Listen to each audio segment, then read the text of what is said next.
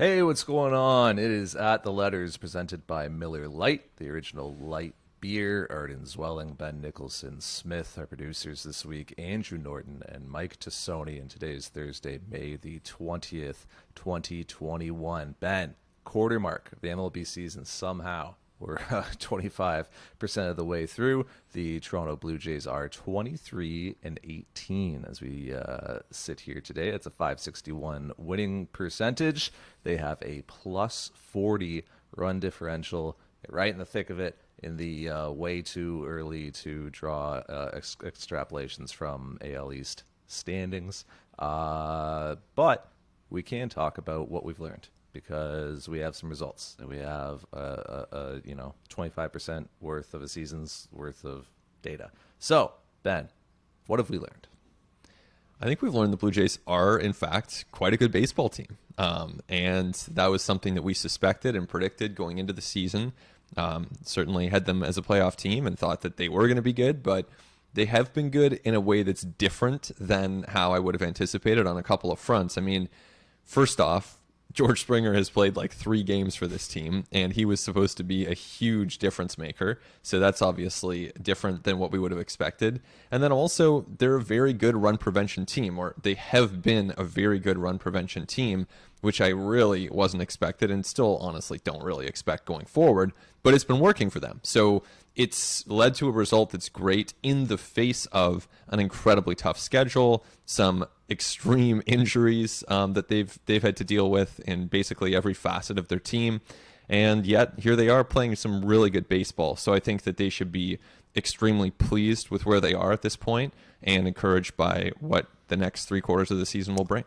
Well, and they're scoring a bunch of runs now, too, is the thing. And that was kind of the issue through the first 3 weeks or so of the season, was they just weren't scoring enough runs. And that's why they had some of the close losses that they had. Like, if they had this offense that we're seeing now through April, this team would have, like, the best record in the majors. Like, they lost a ton of games by 1 run, by 2 runs. I mean, there were just a lot of nights where the bats weren't going, and we were asking Charlie Montoya what was going on, and he kept telling us, oh, hitting's contagious. Just wait. We're waiting for guys to come around. Everybody's slumping at the same time. And now you kind of look up and down, the Blue Jays batting order, and I mean, you got a ton of guys who, like, are well above league average hitters right now, which, hey, look, it's a crazy suppressed offensive environment this year. Like 700 OPS is like league average. So maybe it's not that hard, but I mean that speaks to how well the Blue Jays are playing. They've been a top 10 run scoring team and a top 10 run preventing team. It's a great formula for success. Like, I can't find anything bad to say about that or anywhere to criticize that. Like, if they maintain that, if they continue being top 10 and runs scored and runs against, they're going to be a playoff team, man. Like, they're going to be in the postseason, and they're going to have a really good year. Yeah, exactly. I mean, they've got reinforcements coming too. We'll talk about Alek Manoah and the decision there. At some point, he'll be contributing to this team. I think that's fair to say. Then you've got guys like Nate Pearson, who's still hurt, just tons of injured players who are coming back, whether it's Julian Merriweather in the long term, whether it's someone like Joe Panik in the short term. It's always good to have more options and more players who can contribute. So that's a good thing for this team. They will play some easier opponents. They are going to be in a position at the trade deadline to add further to this team. And I mean, as much as I say this has been a great start for the Blue Jays and they're playing well, they still have a lot of needs. I mean, they still definitely could use another bat, like a left-handed bat, whether that's a third base, outfield, DH. I mean, you could do find a lot of different ways to get that bat in the lineup. Then obviously they need more pitching. They don't have enough pitching, despite the fact that they've been pitching well. That's going to be a need for them at the deadline. So they're in a position where they can, with 8 of the top 100 prospects in baseball, according to Baseball America, deal from a position of strength, consider the top names available, and also find ways to patch holes with lesser players at the deadline as well. So that's getting a little bit ahead of ourselves now, but all of which to say they're in a good position with reinforcements to strengthen the existing team. Yeah, and I think June is about that time. We start kind of looking around at the landscape around MLB and thinking, oh, well, maybe they're going to be selling that guy. Oh, hey, maybe this guy's going to be available. And you start thinking about how you're going to supplement this roster, which, look, we saw the Blue Jays supplement last trade deadline. Taijuan Walker and Robbie Ray, Ross Stripling, Jonathan VR. Like, we saw them be very active last deadline, and they weren't in as good of a position as they are now. They're in a very good position right now, so I would expect the Blue Jays to be active at the deadline and to be looking to add anywhere that they can. And yeah, like you said, some of that's going to come internally as well. Like, you know, as good as this team is, like, or has been to this point, probably be a lot better if it had George Springer and Kirby Yates on it, you know?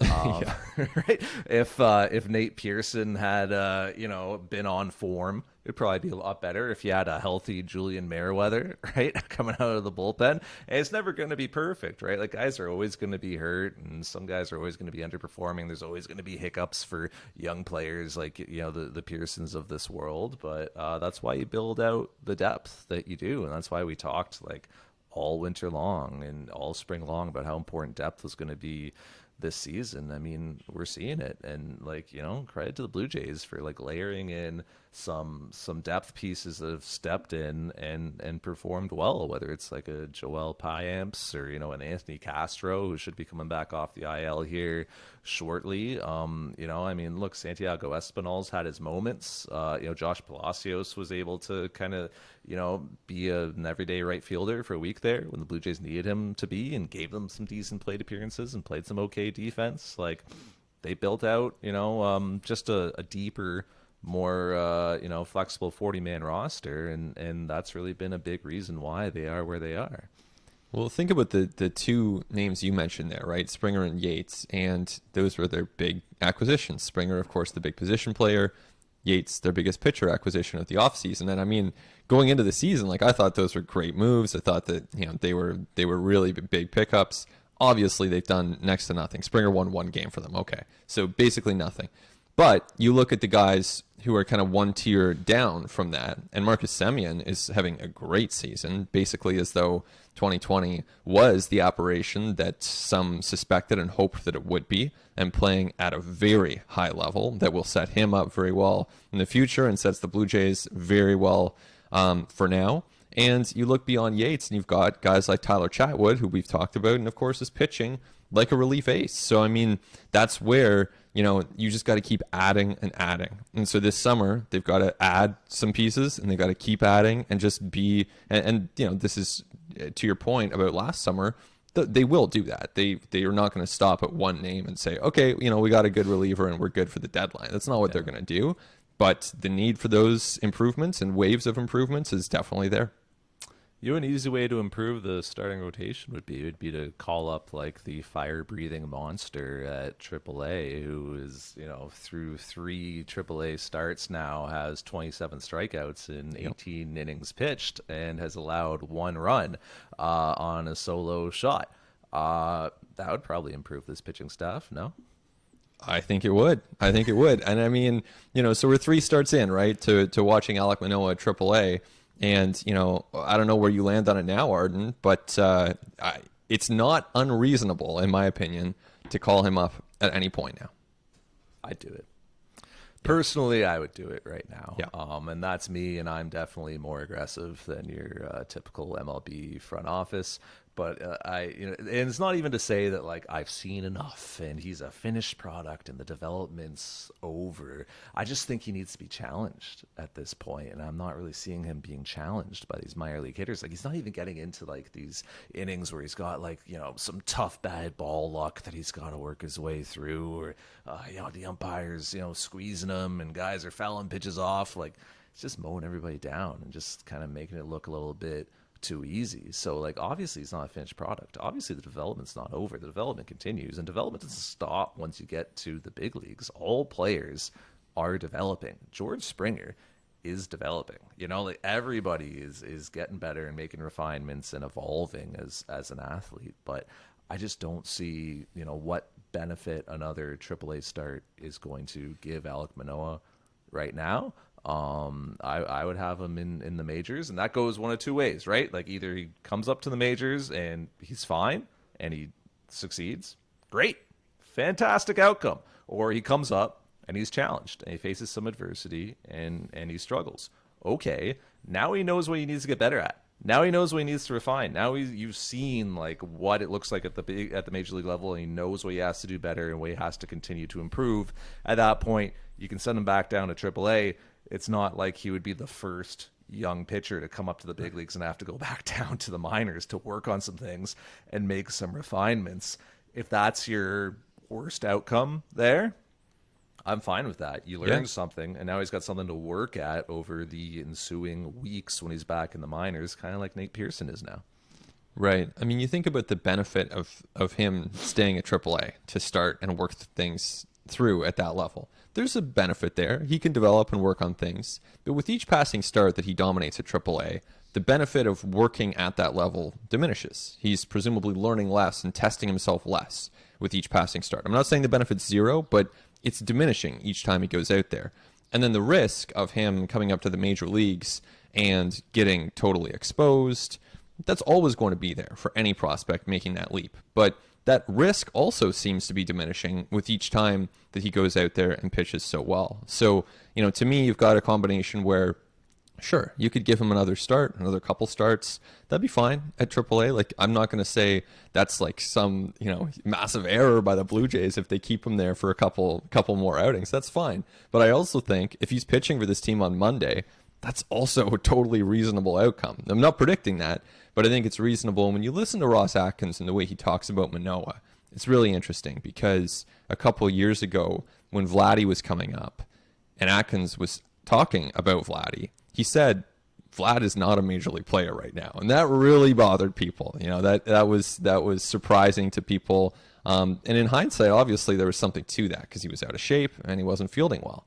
Now with Manoah, Atkins has had the opportunity to pour cold water on this and say, hey, he's not ready. That's not what he's saying. He's saying that they're impressed with what he's doing on the field, off the field, between starts, after games, before games.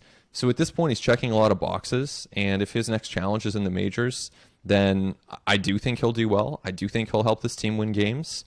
And it might be time, or it's getting to be really close to that time where they need to test him and see how he responds.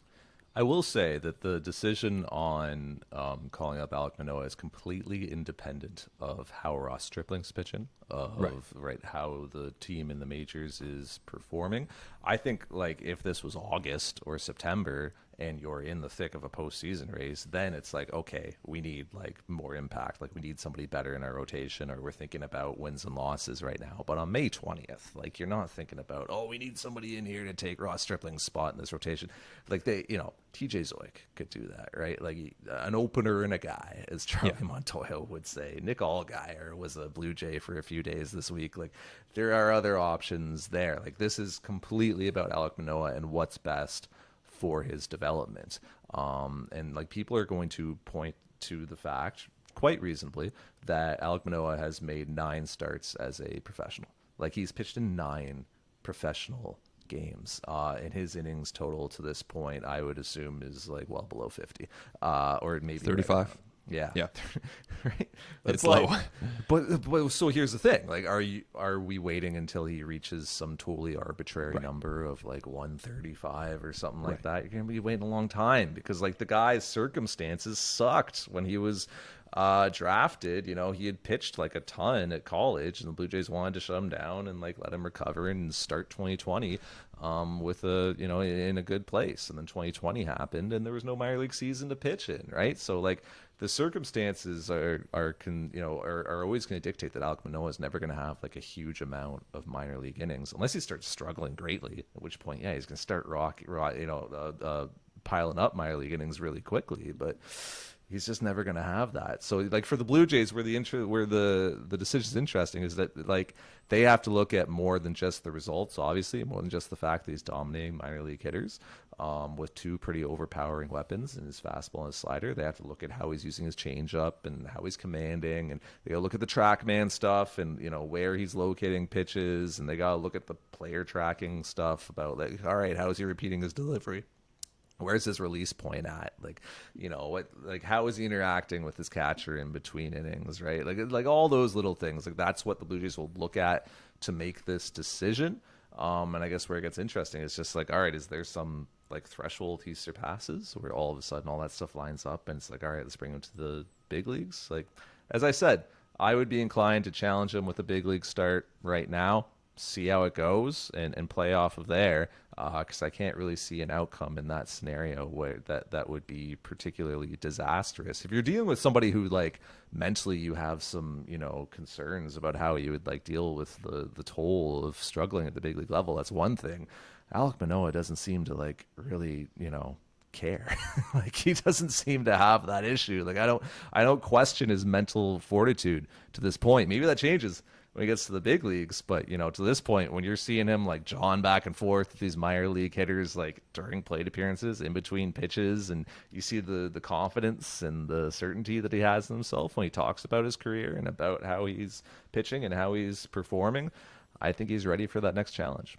Yeah, I mean, he will struggle at some point. That's inevitable for every single player in the major leagues. But yeah, I tend to agree. I think that, and I wouldn't be saying this if he had gone out there and 3 starts, 6 innings each, 2 or 3 earned runs, strikes out 5, walks 2. That's not what he's doing. He's striking out 12, then he's carrying a no-hitter into the 6th inning, then he's striking out 10.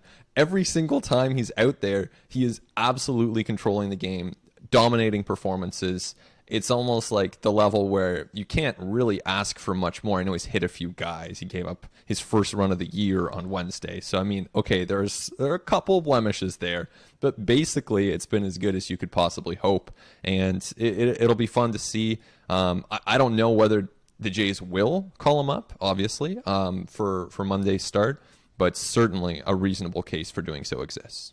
There's precedent. He's 23, right? Yeah. Like Logan Gilbert's pitched in the big leagues, like Casey Mize and Brady Singer. Like there's precedent. He's for not other a kid. organizations too, right? Like yeah, other clubs are looking at young pitchers and saying, yeah, let's bring them to the majors and do this. So it's not like it would even be across baseball this like shocking move.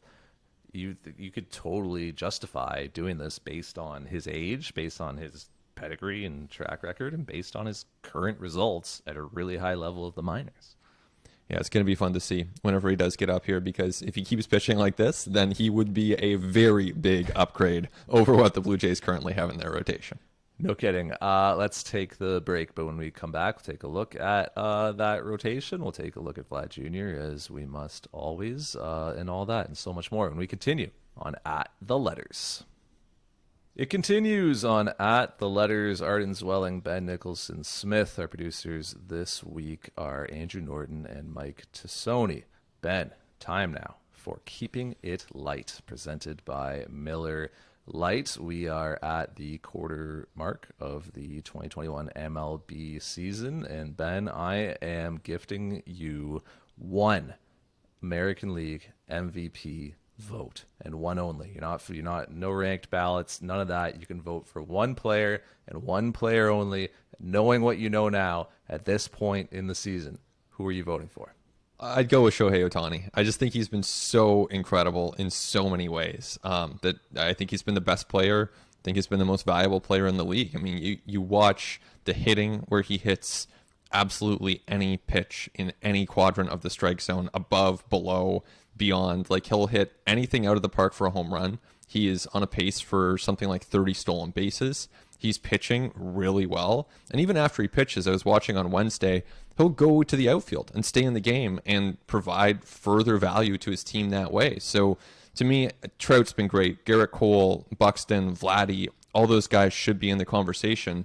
But to me, it's Ohtani at this point. Yeah, there's just no question. It just has to be Shohei Ohtani. It can't be anybody else. What are you talking about? He's one of the best pitchers and one of the best hitters simultaneously. I don't know how you make an argument against him. He is unquestionably the first quarter MVP, but it is like kind of interesting that Vladimir Guerrero Jr. is very much in the discussion. Yeah. Like very much a top 5 candidate. Probably to this point has been the second best hitter in baseball after Mike Trout. Yeah. Which is something. And I haven't looked at kind of the wins above replacement. I would assume that Vlad gets, a little bit of a handicap just because of the position that he plays, right? And he's up there. Yeah. Oh yeah, Just he's based like on already the at bat, right? 2.4, 2.5. Like, he's a top 3 player on WAR. Yeah, imagine if he was a good defender at a premium position. That would be pretty cool. That would be pretty wild. So, but it is cool that Vladimir Guerrero Jr. is in that position. And look, like, What was interesting was he went through that little slump, I want to say like 10 days ago, if you can call it a slump, right? It was really just like 4 or 5 games where, calls weren't going his way. He's getting pitched kind of difficult, not great luck on balls in play. He committed the like heinous offense of striking out a couple more times than he walked. Right. But he came out of it in a really big way. And the really interesting thing process wise with him is he didn't change his approach. Like he didn't get frustrated. He didn't get angry. He didn't start expanding more. He didn't start trying to just do things that aren't conducive to him being his most successful at the plate. Like he just stayed himself and he stayed with it and he trusted his approach and he trusted what he was doing. And lo and behold, he came out of it. To me, that's growth from Vladimir Guerrero Jr. Like that's maturity from a kid who's still like so young. Like that's somebody who is actually learning what it kind of takes to be consistently productive and successful at the big league levels. And that's really encouraging to see. No doubt. I mean, he's been great. Like you look at any metric, on base percentage, only Mike Trout is ahead of him, WRC plus. So you're kind of all encompassing offensive metric, only Mike Trout is ahead. So, I mean, at this point, Vladdy is one of the best players in the American League. And, we'll see where this goes. I asked Vladdy recently, do you think this is a hot start or is this who you are? And he didn't really give me a definitive answer on it, but as players are wont to do, of course. But I think this is real. I think this is more real than not. I think he just is one of the best players in the American League right now. And considering where he was less than a year ago when he showed up to summer camp, out of shape by his own admission, having added a lot of extra weight during the pandemic away from the team, he was trying to play third base, couldn't do it. Things were not going his way. I mean, that was less than 1 year ago that's where Vladdy was at. And so for him to right now be, I think, objectively just one of the best players in the American League is huge. He's doing such an impressive job at the plate and really establishing himself as one of the young players in the game to watch. He's 22, man. He's younger than Alek Manoah. He's 22. Yeah. And he's not it's his age 23 season, but he's still 22. No, he just turned 22. Yeah. This is only going to get better. If from here, and it can only get better as he continues to make conditioning improvements, as he continues to learn big league pitching, as he continues to get stronger. Think about it. Where's your athletic prime as an MLB player? 27 to 30, maybe a little bit earlier, right? Maybe 25 to 29, something like that. Vlad's 3 years out from that. So if he can build on this and continue to make the strides that he has and work as hard as he has, be as committed and dedicated as he has, and all those things, stay healthy, obviously, there's a million things that go into it. But if he just sees from this process that he's undergone, as you said, in less than a year to get himself to where he is now, and is oh, hey, I can keep layering onto this and building and contributing to this, the dividends and the gains that will roll in 3, 4, 5 years could be amazing. So there's a lot of reasons to be very, very encouraged by what Vladimir Guerrero Jr. is doing right now. No doubt. Even if it's 3, 4, 5 months, down the stretch and into the playoffs, against some elite pitching, if he's facing a Garrett Cole, if he's facing, Zach Greinke, in October, you've got a bat who can handle those situations. So I think his prime is beginning right now. I mean, certainly he's playing like a player in his prime. And you think about Ohtani, how good he is, how incredible Shohei Ohtani is. You think about Mike Trout, who might be the best baseball player ever, and we're talking about MVP, and Vlad Jr. is in that conversation with those guys. I mean, that's pretty telling. And it's only a quarter of the season, but for Vladdy to be in that discussion, it's really shows how far he's come in a short period of time. Yeah, he deserves to be mentioned with the Acuñas and you think about the really great young players in this game. Vlad's there now. He's with them, the Tatises, he is in that conversation, and it's remarkable how quickly he has kind of turned things around for himself. So I don't know, maybe that suggests that things could turn around the other direction pretty quickly too. We shall see. If baseball does anything, it is just consistently surprises us and consistently gives us unexpected things that happen, such as there's a no-hitter thrown every night now. The ball has been deadened, and hitters are in a place right now where they are like 3 true outcomesing to the nth degree, and pitchers are really, really good now and have amazing stuff and wicked secondary stuff, and have all kinds of gadgets and devices like Rapsodo machines and Edgertronic cameras that let them get the most out of their stuff and get the most out of their spin rates. And I think the game plans are better now, and we have a better understanding through video study of hitters swings and where the holes are in them. Like, for all those factors, like, pitchers are just crushing it this year. We've had 6 no-hitters so far, one on literally each of the last 2 nights across the game, Ben. It's crazy. If the Blue Jays were to get a no-hitter this season, who would throw it? I think we got 2 candidates to really discuss here. Although, I mean, I guess I should probably expand it beyond that, because as you've said, I'm not sure that I would have predicted that Wade Miley would be jumping up and down on the mound, celebrating a no-hitter. So maybe that underscores that it can happen to anybody. It's not the guys you'd expect, right? It's well, exactly. It's not like it's been, Garrett Cole and, Giolito the night before that or something like that. It's not been the guys that you would bet on. It's all over the map. So, I mean, it could be Anthony Kay. I mean, Ross Stripling did it with the Dodgers, or came very, very close, of course, one of the most famous moments of his career when he was very close to throwing a no-hitter. So it could be anyone, but I do think that the 2 most likely would be Ryu, of course. I mean, he's just so hard to hit. He's so good at inducing weak contact. If you put him against a Texas or a Cleveland or a Seattle, the teams that seem to be getting no hit pretty often, I wouldn't be surprised. I really wouldn't be. But I think Manoah is another candidate, right? Like, he did it at AAA. Those hitters are much worse. Like, AAA hitters, there's a step change, obviously. They are much, much worse. But he did it at AAA for a stretch. You look at the stuff. I mean, that would be kind of my second name on the list. But where do you land on that one? You know what, actually, because I think I would go number 1, Robbie Ray, and then I'd go number 2, Hyun-Shin Ryu. Ray is a good pick, yeah. I think I would go Robbie Ray as my most likely candidate, just because he misses bats, right? Yeah. With Ryu, the ball is just in play a little bit too much, but that could cut the other way, where it's like, well, if Ryu's getting like early weak contact, he can just kind of have like one of those days where one of those good BABIP days, right, where the ball's just hit at guys, right, or whatever. But with Robbie Ray, like, he's gonna strike everybody out, and he's probably gonna walk a few guys, although he hasn't been doing that lately. But still, like, you assume he's gonna have a few walks, and I think that it'll just be one of those like 125 pitch Charlie Montoyo and Pete Walker sweating through their uniforms, no hitters, and one of those where like Robbie Ray's got that like psycho look on his face of like, you're not taking me out of this game. I don't care. I will grunt my arm off. So I'm gonna go with Robbie Ray.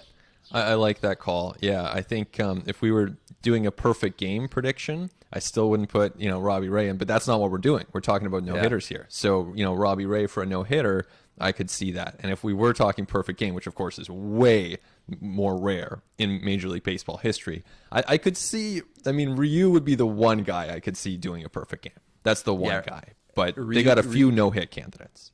Ryu, perfect game for me, I think, because I trust Ryu not to walk anybody. Yeah. But Ray no-hitter, Ryu perfect game. Those would be my options. But like I said, it's never the guys you think, right? No. Like, it's not. TJ Zoik threw a no-hitter with Buffalo. He did. So like, it's maybe it's like Joey Murray, right? Like, who knows, right? Like, it's never the guys you think.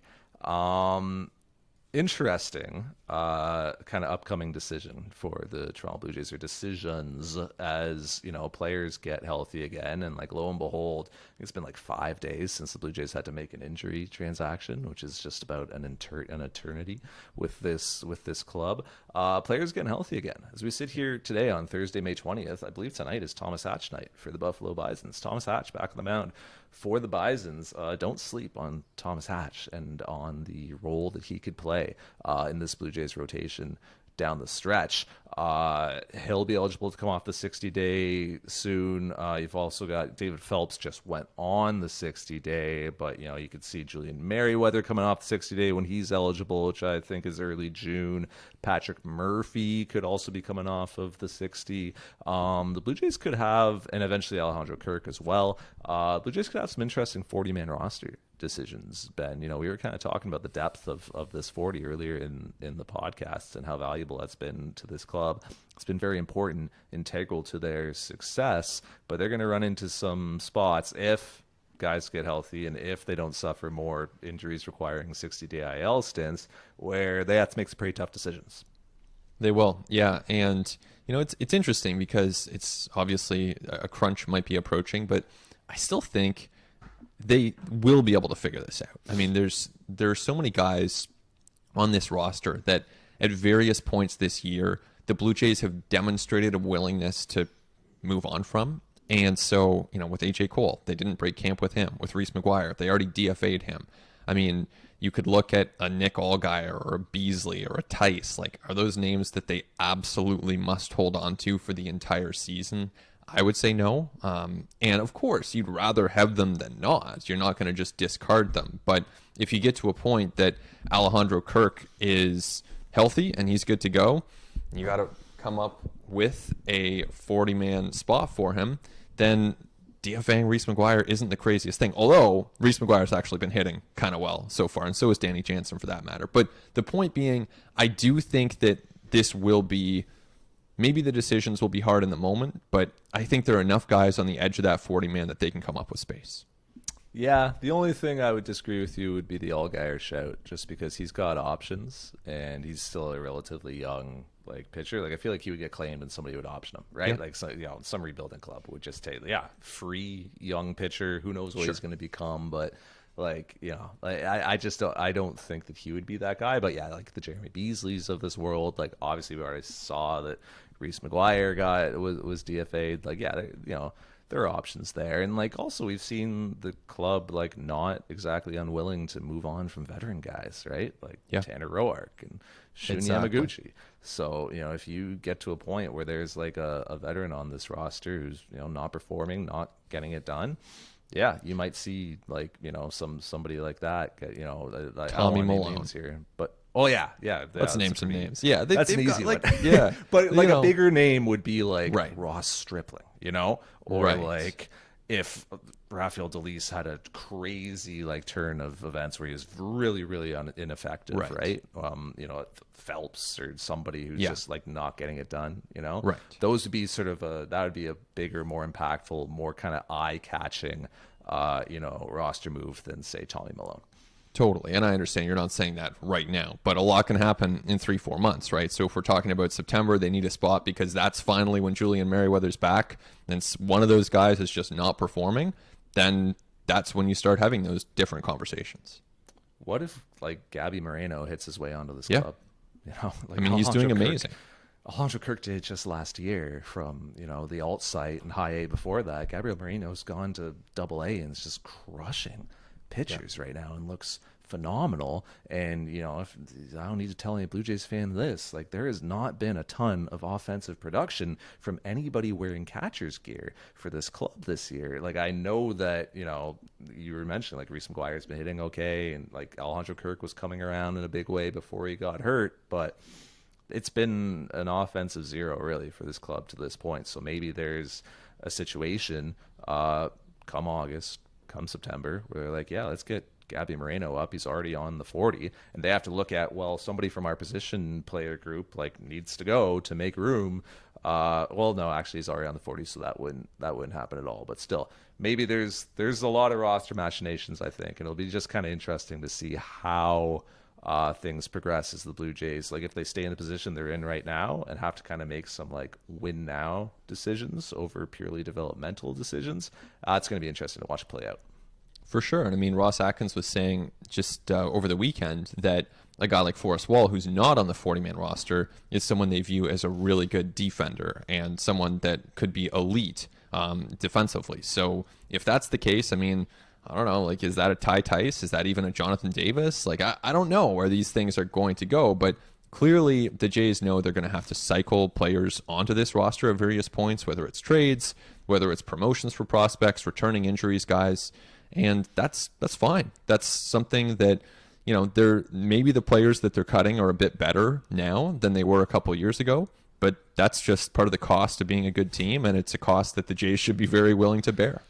Exactly. You put that very well. Besides George Springer, which returning injured player do you think will be the most impactful to this club over the next several weeks and months? You know, I'll go with Kirk here. I think that that's the biggest weakness, or one of the biggest weaknesses on this team. It's just that number 9 spot, and the fact that they're not getting offense there. Even if Danny Jansen continues hitting well, then great. You go to that timeshare situation. Kirk plays some, Jansen does, and you've got a couple of catchers who can actually produce a bit. So to me, that would be the number one. I mean, names that cross my mind here are Nate Pearson and Julian Merriweather, because they have the potential to be high impact pitchers for this team, which certainly needs them. But I land on Kirk here. Thomas Hatch, I kind of tipped my hand earlier in the episode, but I just think that, you know, if he's healthy and, like, hopefully the elbow's all good, and, you know, this little break just gave him a little bit of time to, you know, deload a little bit and get back to feeling like himself, I think Thomas Hatch could be really key to this club. You know, kind of over those, like, kind of dog days of summer, like those kind of July and August, where you know, the guys are grinding and you need somebody to go out and carry some innings. I think Thomas Hatch could do that. Very, very interested to see him finally as a starter. You know, because we saw him last year, like, out of the bullpen and sort of those, you know, he'd come in and face like 9-hitter type of thing. Like, now we're gonna see him turn a lineup over. It's gonna be super, super interesting. Blue Jays really high on him.